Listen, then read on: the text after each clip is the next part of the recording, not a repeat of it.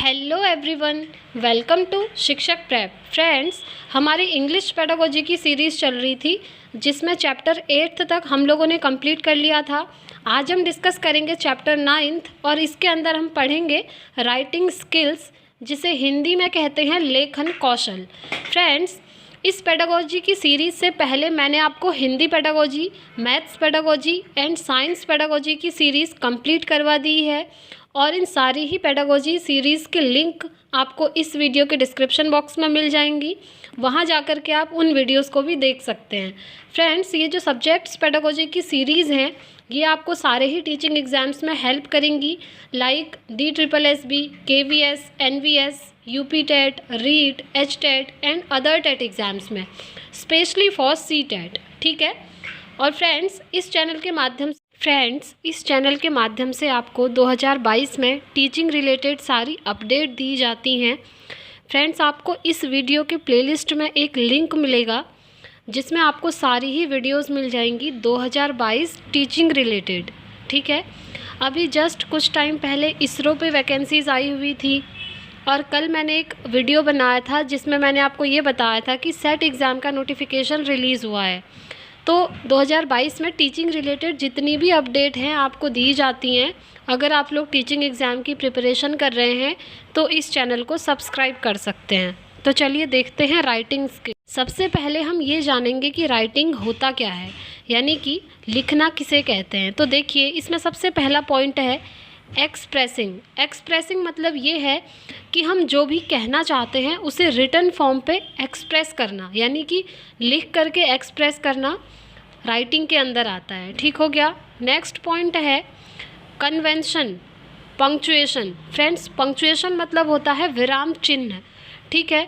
तो लिखते हुए राइटिंग के कन्वेंशंस को फॉलो करना बहुत ज़रूरी होता है। अब आप कहेंगे राइटिंग के कन्वेंशंस होते क्या हैं। तो राइटिंग के जो कन्वेंशंस होते हैं वो होते हैं विराम चिन्ह, full stop, comma, inverted comma, etcetera. ठीक है। तो ये जितने भी होते हैं ये राइटिंग के कन्वेंशंस कहलाते हैं। पहले तो आपको ये पता होना चाहिए। तो लिखते हुए इन कन्वेंशंस को सही जगह पर लगाना बहुत ज़रूरी है। अगर हम इन्हें सही जगह पर नहीं लगाएंगे तो सेंटेंस का जो मीनिंग होगा वो चेंज हो सकता है। आपको पता होगा जब हम एक सेंटेंस लिखते हैं तो उसमें राइटिंग के बहुत सारे कन्वेंशंस यूज़ होते हैं, यानी कि कहीं पर फुल स्टॉप यूज़ होता है, कहीं पर कॉमा यूज़ होता है ना, कहीं पर इन्वर्टेड कॉमा यूज़ होता है। तो ये सारे ही होते हैं राइटिंग के कन्वेंशंस और इन्हें फॉलो करना बहुत ज़रूरी होता है लिखते हुए। ठीक है।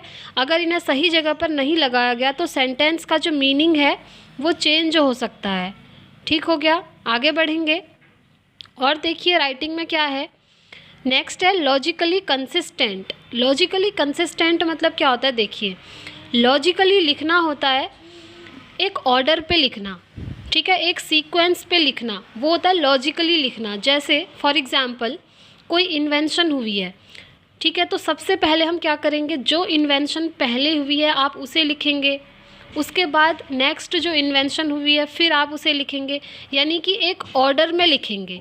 ठीक है। ऊपर नीचे का कुछ भी इधर उधर नहीं लिख सकते हैं। आपने एक सीक्वेंस में एक ऑर्डर में लिखना है, वही होता है लॉजिकली कंसिस्टेंट। आई होप आप लोग समझ गए होंगे। नेक्स्ट पॉइंट है आइडियाज़ कोहेरेंस। देखिए, कोहेरेंस मतलब होता है अपनी बात को सही तरीके से बताना या फिर जोड़ पाना। ठीक है।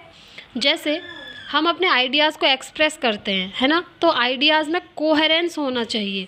कोहेरेंस होना चाहिए मतलब मैचिंग होनी चाहिए, एक सीक्वेंस होना चाहिए। ऐसे ही कुछ भी नहीं लिख सकते हैं हम अपने मन से। ठीक है। जैसे आपने कुछ भी अपने मन से लिख दिया तो जो सामने पे पढ़ने वाला है वो तो एकदम से कंफ्यूज हो जाएगा, है ना। इसलिए कभी भी अगर हमें अपने आइडियाज़ लिखने होते हैं तो लिखते हुए उन आइडियाज़ में एक सीक्वेंस होना चाहिए, मैचिंग होनी चाहिए और उसमें जो भी चीज़ लिखा गया है वो कनेक्टेड होना चाहिए एक दूसरे से। ठीक है। यानी कि सटीक तरीके से बताना या फिर जोड़ना, ये आता है कोहेरेंस के अंदर। आई होप आप लोग ये पॉइंट भी समझ गए होंगे। नेक्स्ट देखिए invented spelling, when, for, to. देखिए, इसमें ये कहा गया है कि बच्चे जब छोटे होते हैं, ठीक है, छोटी क्लासेस की बात हो रही है, स्टार्टिंग में जब बच्चे छोटे होते हैं तो वो स्पेलिंग मिस्टेक कर सकते हैं, ठीक है, कर सकते हैं नहीं बल्कि करते ही हैं। जब आप भी छोटे होंगे तब आपने बहुत सारी स्पेलिंग मिस्टेक करी होगी, है ना। तो ये कोई बुरी चीज़ नहीं है, ठीक है। यहाँ पर क्या है कि बच्चा एटलीस्ट सोच पा रहा है और सोच करके लिख पा रहा है ना। तो यहाँ पर बच्चा सोच पा रहा है, अपने आप को एक्सप्रेस कर पा रहा है, भले ही स्पेलिंग जो है मिस्टेक हो रही है, एग्जैक्ट सही स्पेलिंग नहीं लिख पा रहा है। तो इसका मतलब ये नहीं है कि आप बच्चे को डिस्करेज करेंगे, नहीं, आपने बच्चों को समझाना है कि बच्चों स्पेलिंग में मिस्टेक है, सही स्पेलिंग ये होगी, ठीक है। तो करेक्ट स्पेलिंग आप लोग बताएंगे, ना कि बच्चों को डिस्करेज करेंगे। और देखिए ये जो है ये पॉइंट ओनली छोटे बच्चों के साथ ही नहीं होता है, ये उनके साथ भी हो सकता है जो लैंग्वेज में एकदम वीक होते हैं, लैंग्वेज में पकड़ अच्छी नहीं होती है जिनकी, उनके अंदर भी ये चीज़ हो सकती है। ये जो लिखे हैं ये एग्जाम्पल हैं, ठीक है। जैसे 1 लिखना है बच्चों को तो बच्चा वैन लिख सकता है उसको, ठीक है। जैसे बच्चों को लिखना है 4 क्या होता है, FOUR 4 होता है ना, 4 को बच्चा 4 लिख सकता है।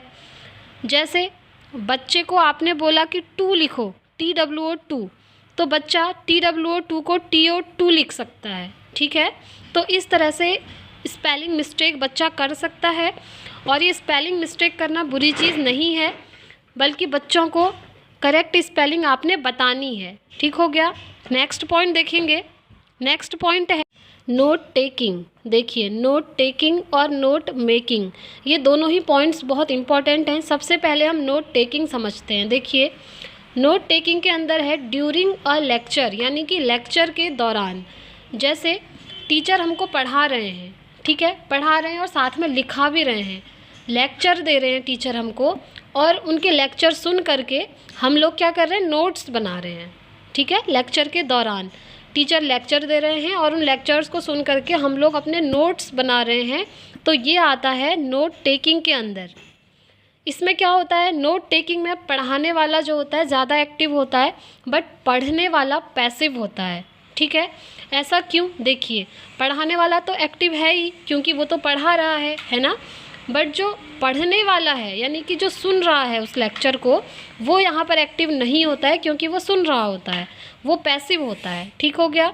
नेक्स्ट देखेंगे नोट मेकिंग। नोट मेकिंग में क्या होता है, देखिए मल्टीपल रिसोर्सेज, जब हम खुद से पढ़ करके नोट्स बनाते हैं अलग अलग रिसोर्सेज से, तो वो आता है नोट मेकिंग के अंदर। देखिए मल्टीपल रिसोर्सेज बहुत सारे हो सकते हैं, लाइक इंटरनेट हो सकता है, बुक्स हो सकती हैं, स्कूल में टीचर्स हो सकते हैं, है ना। तो मल्टीपल रिसोर्सेज से जब हम खुद से अपने नोट्स बनाते हैं तो वो कहलाता है नोट मेकिंग। और यहाँ पर नोट्स बनाने वाला व्यक्ति जो होता है एकदम एक्टिव होता है। एक्टिव क्यों होता है, वो क्योंकि वो अलग अलग रिसोर्सेज से खुद पढ़ करके अपने नोट्स रेडी कर रहा है। फॉर एग्ज़ाम्पल जैसे मैं आपको अभी पढ़ा रही हूँ, है ना, तो मेरे भी ये नोट्स बने हुए हैं। मैंने नोट्स कैसे प्रिपेयर किए हैं, मैंने मल्टीपल रिसोर्सेज से खुद से पहले पढ़ाई करी, ठीक है। मैंने इंटरनेट से देखा, कुछ बुक्स से देखा, कुछ टीचर से डिस्कशन किया, वहाँ से मुझे कुछ पॉइंट्स मिले। तो इस तरह से अलग अलग रिसोर्सेज से मैंने ये नोट्स प्रिपेयर किए हुए हैं, तो ये आएगा नोट मेकिंग के अंदर, ठीक है। आई होप अब आप लोग ये पॉइंट समझ गए हो। नेक्स्ट पॉइंट है फ्री राइटिंग। देखिए फ्री राइटिंग में ये होता है कि बच्चे को आप कुछ भी लिखने को कह सकते हैं, ठीक है, यानी कि बच्चे को छूट होती है कि वो कुछ भी लिखे। यहाँ पर इस चीज़ पर फोकस नहीं किया जाएगा कि बच्चा स्पेलिंग गलत लिख रहा है या फिर ग्रामर में मिस्टेक कर रहा है। इस तरह से आप कोई भी पर्टिकुलर उसकी मिस्टेक नहीं पकड़ेंगे, बल्कि यहाँ पर आप बच्चों से कहेंगे कि बच्चों आप लिखो, आपको जैसा आता है आप वैसा लिखो, ठीक है।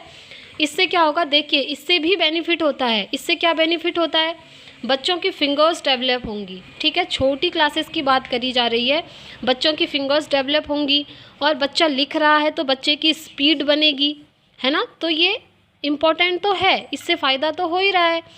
तो ये आता है फ्री राइटिंग के अंदर, ठीक हो गया। आगे बढ़ेंगे, नेक्स्ट टॉपिक है स्टेजेस ऑफ राइटिंग।